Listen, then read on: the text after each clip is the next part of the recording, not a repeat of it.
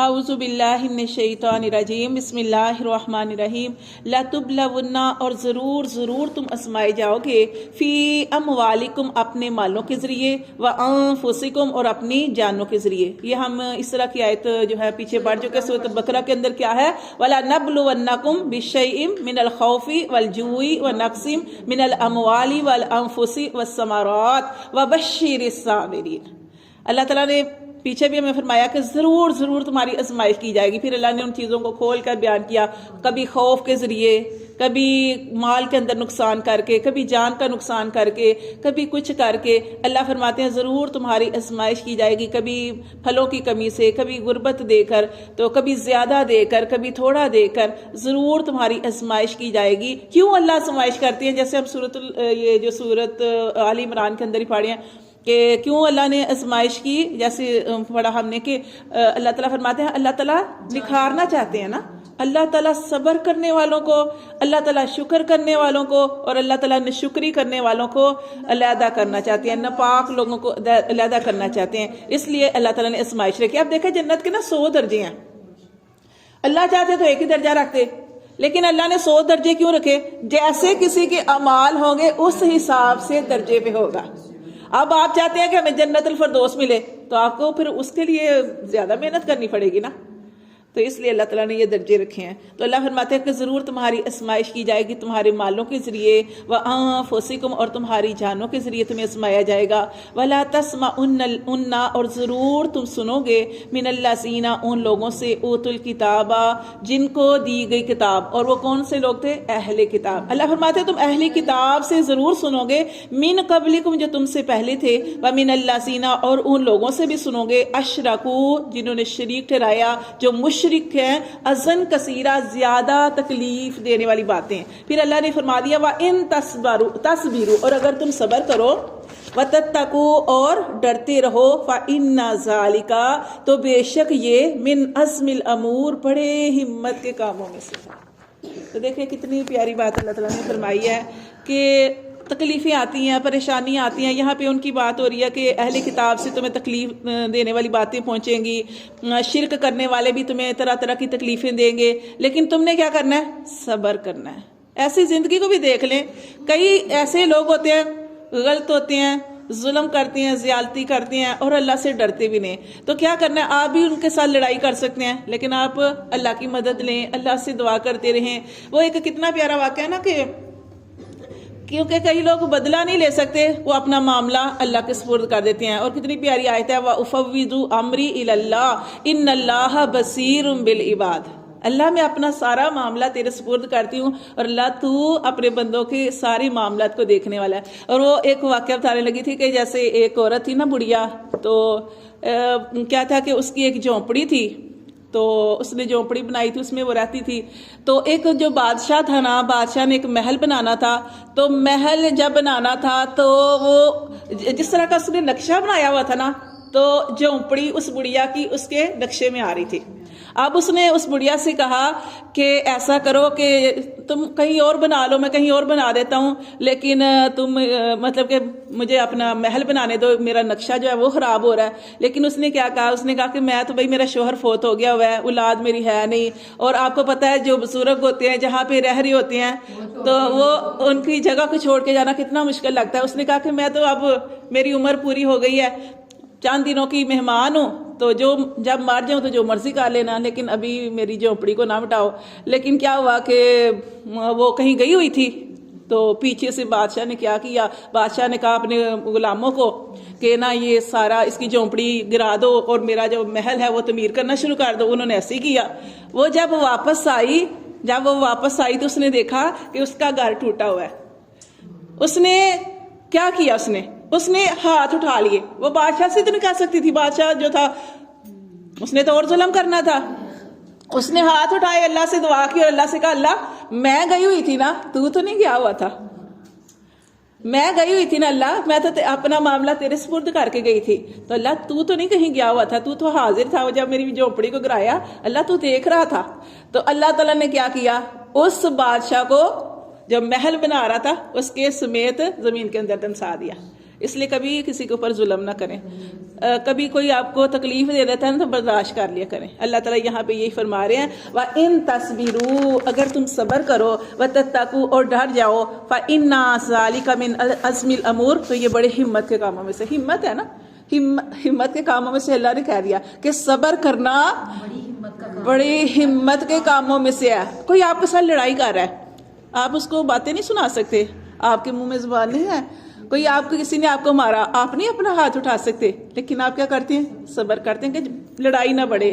تو آپ صبر کرتے ہیں نا، تو صبر پہ اللہ فرماتے ہیں یہ ہے اس نے بڑا مشکل کام، لیکن ہمت کے کاموں میں سے ہے، لیکن اللہ اس کا اجر بڑا دیتے ہیں. تو اللہ فرماتے ہیں وَإِذْ، اور جب اخذ اللہ، لیا اللہ نے، میثاق الذین، پکا وعدہ ان لوگوں سے، اوتوا الکتاب، اہل کتاب سے، یعنی یہودیوں نصارہ سے پکا وعدہ لیا، لَتُبَيِّنُنَّهُ، کہ ضرور تم اس کو آگاہ کرنا. کس کو؟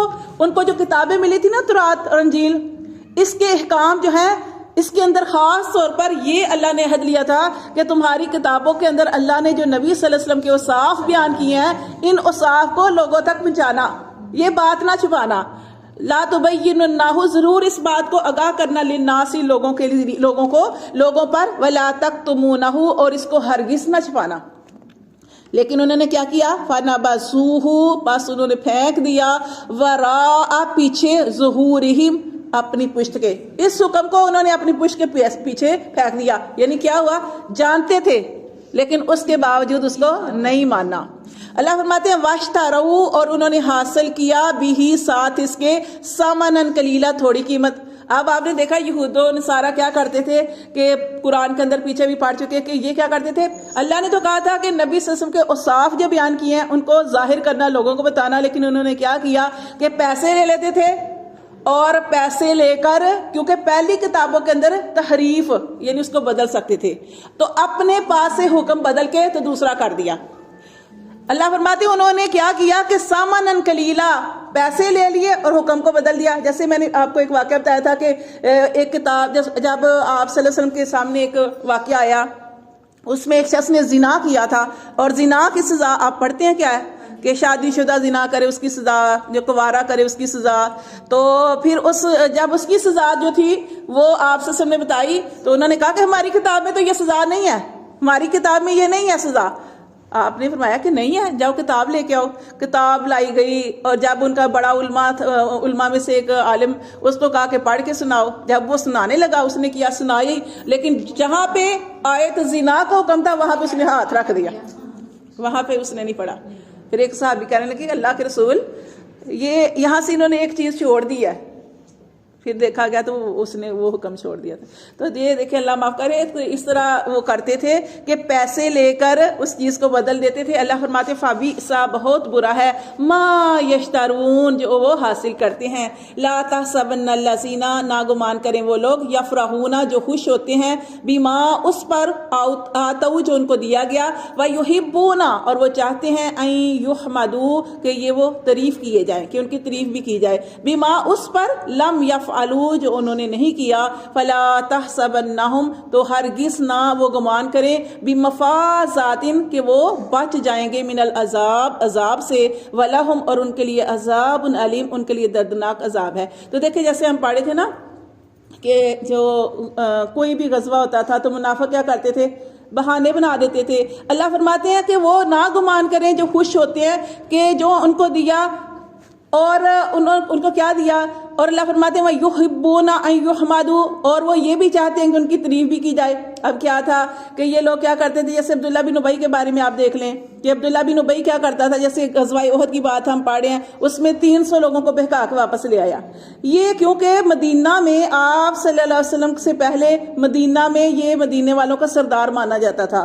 اس نے دیکھا کہ اب نبی صلی اللہ علیہ وسلم جب مدینہ میں تشریف لائے ہیں، اور آپ صلی اللہ علیہ وسلم، سارے لوگ آپ صلی اللہ علیہ وسلم کا بہت زیادہ ادب کرتے ہیں، آپ کی بات سنتے ہیں، اسلام بہت زیادہ پھیل چکا ہے. اب وہ کیا تھا کہ اس کو یہ ماننے بغیر گزارا ہی نہیں تھا، نبی صلی اللہ علیہ وسلم کو ماننے بغیر. تو اس نے کیا کیا، اس نے پھر تب سے منافقت شروع کی، کہ اس نے کہا کہ اب کیا کریں ہم. اس نے یہی سوچا کہ منافقت اختیار کی، جیسے ہم سورۃ البقرہ میں بار بار پڑھا کہ وہ جب ایمان والوں سے ملتے ہیں کہتے ہیں ہم تمہارے ساتھ ہیں، کافروں سے ملتے ہیں کہتے ہیں تمہارے ساتھ ہے. انہوں نے منافقت جو شروع ہوئی تھی عبداللہ بن ابی سے ہوئی تھی.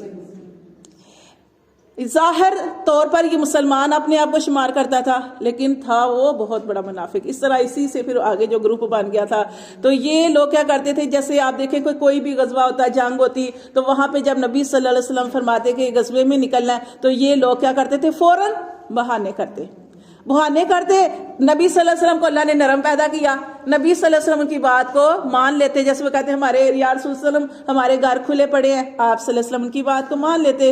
اور جب وہ غزوے سے، اور جب وہ آپ صلی اللہ علیہ وسلم چلے جاتے، خوش ہوتے کہ ہم نے تو دھوکہ دے دیا، ہم نے تو اس طرح کر دیا، یعنی اپنی اس بات پر خوش ہوتے. اور جب وہ واپس آتے، آپ صلی اللہ علیہ وسلم اور صحابہ کرام واپس آتے غزوے سے، تو پھر کیا کرتے تھے، پھر بھی آ کر وہ پہلے ان سے ملتے، مطلب کہ اس طرح طریقے سے کوئی نہ کوئی طریقے سے بات کر دیتے، اور اگر کوئی فائدہ حاصل ہوتا غزوے کے اندر تو اس میں بھی حصہ چاہتے. تو یہ ان کا یہ عمل بتایا گیا ہے کہ، اور یہ ایسے لوگ ہیں کہ خود، جیسے آپ نے دیکھا کئی لوگ ایسے ہوتے ہیں کہ اپنی تعریف پر خوش ہوتے ہیں کہ ہم تو مجبوری تھی، ہم تو پیچھے رہ گئے تھے، ورنہ ہم نے تو ضرور جانا تھا. جیسے ہم غزوہ احد میں پڑھا کہ عبداللہ بن ابی نے کیا کہا اور ساتھیوں نے کیا کہا، اور جب واپس آ گئے تو ان سے کہا کہ کیوں واپس آئے ہو، اتنا بڑا یہ غزوہ احد کے اندر جو سارا معاملہ ہوا. اس نے کہا میں نے تو سمجھا شاید لڑائی نہیں ہونی، ہم نے یہی سمجھا کہ شاید لڑائی نہیں ہونی، اگر لڑائی ہونی ہوتی تو ہم ضرور جاتے. یعنی اس طرح کی وہ باتیں کرتے ہیں. تو اللہ فرماتے ہیں کہ پھر جو ہے یہ خوش ہوتے ہیں اس پر جو لوگوں کو دھوکہ دیتے ہیں. اللہ معاف کرے، یہ دھوکہ تو نہیں دے سکتے جیسے نبی صلی اللہ علیہ وسلم کو دھوکہ دے سکتے ہیں. جیسے سورۃ بقرہ کے اندر ہم نے پڑھا کہ یہ لوگ کیا کرتے ہیں کہ یہ اپنی طرف سے ایمان والوں کو دھوکہ دیتے ہیں. یہ دھوکہ نہیں دے سکتی. اللہ فرماتے ہیں یہ دھوکہ دینا انہی کے لیے نقصان دہ ہے کہ جب قیامت والا دن ہوگا اللہ تبارک و تعالیٰ ان کو جنت دکھائیں گے، اور یہ جنت میں جا رہے ہوں گے، سامنے ان کے جنت ہے اور یہ چل کر اس جنت کی طرف جا رہے ہیں. تو جب وہ جنت میں جانے لگے کہ ایک قدم کا فاصلہ رہ جائے گا تو اللہ پردہ کر کے جہنم آگے کر دیں گے. وہ کہیں گے اللہ یہ کیا؟ اللہ کہیں گے وہی جو تم کرتے تھے، تم بھی ایسے کرتے تھے نا، دھوکہ دیتے تھے. اللہ معاف کرے، اللہ دھوکہ نہیں دیتا، اللہ تو تدبیر کرتا ہے. اللہ کہتے ہیں یہ تمہارے اسی کا بدلہ ہے. تو اللہ فرماتے ہیں کہ یہ ایسے لوگ ہیں کہ اپنی جاتے بھی نہیں ہیں اور اپنی تعریف جو ہے پھر بھی تعریف سننا چاہتے ہیں کہ اچھا ان کی تو یہ مجبوری ہو گئی تھی اس وجہ سے نہیں جا سکے. اللہ فرماتے ہیں وَلَا تَحْسَبَنَّهُمْ، یہ ہرگز نہ گمان کریں کہ یہ اس آگ سے بچ جائیں گے، ان کے لیے دردناک عذاب ہے. وَلِلَّهِ، اور اللہ کے لیے ہے، ملک السماوات، بادشاہی آسمانوں کی، والارض، اور زمین کی، وَاللَّهُ، اور اللہ، عَلَىٰ كُلِّ شَيْءٍ قدیر، اللہ تعالیٰ تو ہر چیز پر قادر ہے.